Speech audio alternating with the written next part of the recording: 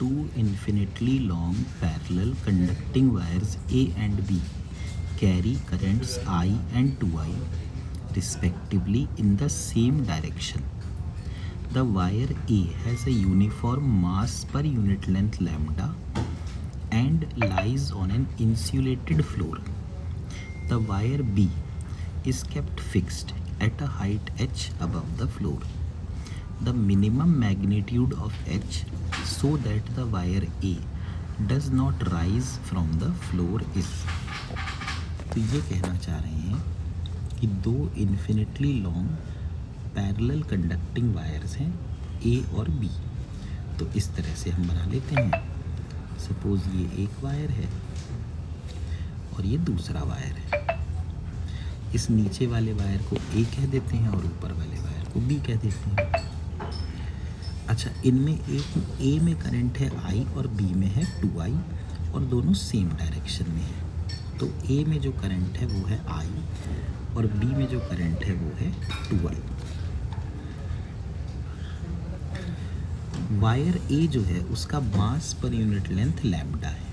तो जो वायर ए है उसकी लीनियर मास डेंसिटी ये है लैम्डा.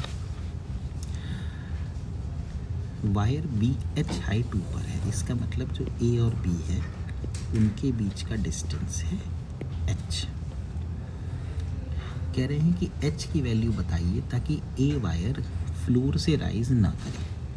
तो देखिए, अगर हम सपोज फोर्स देखें तो जो फोर्स पर यूनिट लेंथ होती है दो वायर्स के बीच वो होती है mu not I1 I2 upon 2πd, जहाँ I1 और I2 दोनों करंट है और d दोनों के बीच का डिस्टेंस है. तो यहाँ पर फोर्स पर यूनिट लेंथ हो जाएगी म्यू नॉट.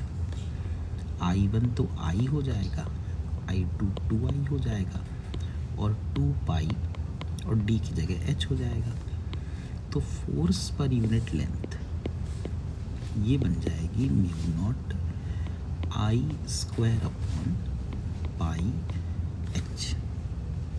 तो इसका मतलब अगर हम जो वायर A है उसकी L लेंथ की बात करें तो उस पर जो फोर्स लगेगी वो लगेगी mu naught I square L upon pi h.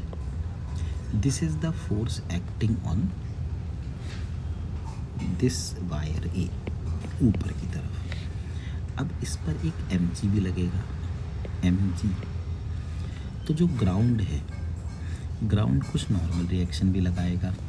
तो फोर्स की वैल्यू अगर mg के बराबर हो जाए तो जो कंडीशन कही जा रही है वो सेटिस्फाई हो जाएगी.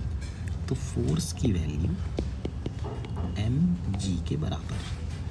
फोर्स कितनी है? Mu not I square L upon pi h is equal to mass को हम लिख सकते हैं lambda L into ji.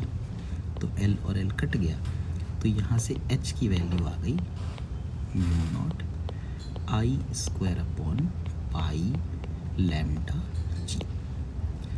This should be the value of h.